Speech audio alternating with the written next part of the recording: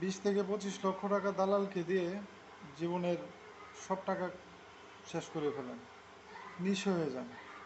কেন ভাই একসাথে আপনি দালালের কথা মতো এত টাকা দিয়ে দেন?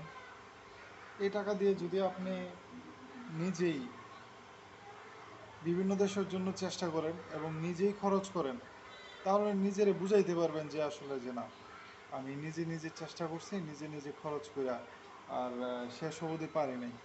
তাহলে একটা কথা, কিন্তু দালালকে সম্পূর্ণ টাকা দিয়ে একটা মানুষ নিঃস্ব হয়ে যায়। এটা কেন ভাই? 20 থেকে 25 লক্ষ টাকা হলে আপনি ইজিলি বিশ্বের বিভিন্ন দেশ ঘুরেফেরা করে আরও টাকা সেভ হবে, আপনি ভালো একটা দেশে যেতে পারতেছেন। কিন্তু এই ওয়েগুলো আপনারা নিতেছেন না।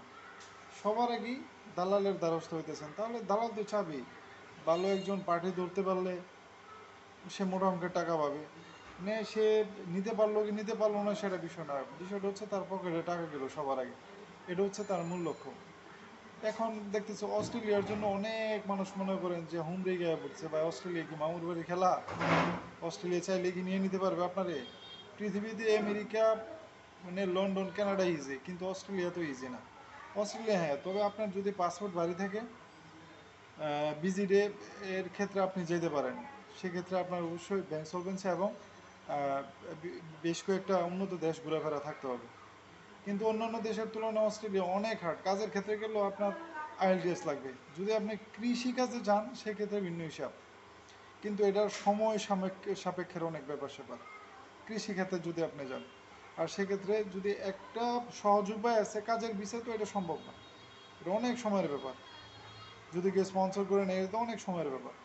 কিন্তু একটা সহজ ব্যাপার হচ্ছে অস্ট্রেলিয়ার ক্ষেত্রে এত টাকা দালাল কেনা দিয়ে, মানে 8 থেকে 10 লক্ষ টাকায় আপনি 10-12টা দেশ ইজিলি ঘুরতে পারবেন।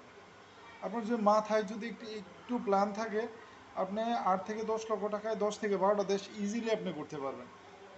এবং এই টাকাগুলো আপনি 20 থেকে 25 লক্ষ টাকা ব্যাংকে যদি ফালায় রাখেন, আপনার ব্যাংক স্টেটমেন্টও হলো, আপনার ব্যাংকের যে লেনদেন সেটা হয়ে গেল, আপনি 8-10টা বা 10-12টা দেশ ঘুরলেন, সেটাও আপনার মনে করেন যে হয়ে গেল। নিজেই বুক করলেন, নিজেই দেখলেন, নিজেই বিশ্বায়ন সম্পর্কে জানলেন, মানে এটা আপনার নিজের কাছে, এবং নিজেই টাকা খরচ করলেন। কিন্তু দালালকে টাকা দিলে তো আপনার একজনই সব খাইলে দিচ্ছে, একটা দেশের আশায় আপনি সব টাকা দিয়ে দিচ্ছেন। না করতেছেন নিজে বুক বিলাস, মানে না করতে পারতেছেন পরিবারের জন্য কিছু, মানে না যাইতে পারতেছেন বিদেশে, একজনই সব টাকা নিয়ে গেল। কেন ভাই? এত টাকা দিয়ে দালালকে না দিয়ে আপনি নিজে নিজে চেষ্টা করেন, 20 লক্ষ টাকা ব্যাংকে ফালায় রাখেন। ব্যাংকে ফালায় রেখে আপনি বিভিন্ন দেশ ঘোরাফেরা করেন 8 থেকে 10 লক্ষ টাকায়। তারপরে আপনার 10-15 লক্ষ টাকা আপনার মনে করেন ব্যাংকে থাকবে। সেই টাকা দিয়ে আপনি অস্ট্রেলিয়ার জন্য 10 থেকে 12টা দেশ ঘোরাফেরা করে অস্ট্রেলিয়ার জন্য অ্যাপ্লাই করেন, কানাডার জন্য অ্যাপ্লাই করেন। ইজিলি হয়ে যাবে, ইজিলি হয়ে যাবে ভাই। দালালকে টাকা না দিয়া নিজে নিজে চেষ্টা করেন, একটু ব্রেন খাটান। ভিসা দেওয়ার মালিক এম্বাসি, ভিসা দেওয়ার মালিক দালাল না, বুঝলেন? নিজে নিজে চেষ্টা করেন, নিজে নিজে বিভিন্ন দেশের ভিসা সংক্রান্ত বিষয় নিয়ে ইউটিউব গুগলে আপনি ঘাটাঘাটি করেন, নিজেই সব কিছু জানবেন। দালালের পিছনে না ঘুরিয়া নিজে নিজে চেষ্টা করেন, মানে বিষয়ান সম্পর্কে ঘুরতে পারবেন, জানতে পারবেন, এবং যে আলটিমেট টার্গেট থাকবে আপনার দেশ, অস্ট্রেলিয়া হোক, আমেরিকা হোক, কানাডা হোক, সেই জায়গায় আপনি যেতে পারবেন। সুতরাং দালাল থেকে সাবধান থাকুন। এত টাকা দালালকে দিয়ে নিঃস্ব না হয়ে নিজে নিজে চেষ্টা করে বিভিন্ন দেশ ঘুরে ফিরে আনন্দ ফুর্তি করে তারপর আপনি মনে করেন যে ওই ওই দেশ সম্পর্কে বা ওই দেশে যান সম্পর্কে জানুন, মানে এর পরেরটা পরে আপনি সিদ্ধান্ত নিয়ে নেন। সুতরাং দালাল থেকে সর্বপ্রথম সাবধান হয়ে যান।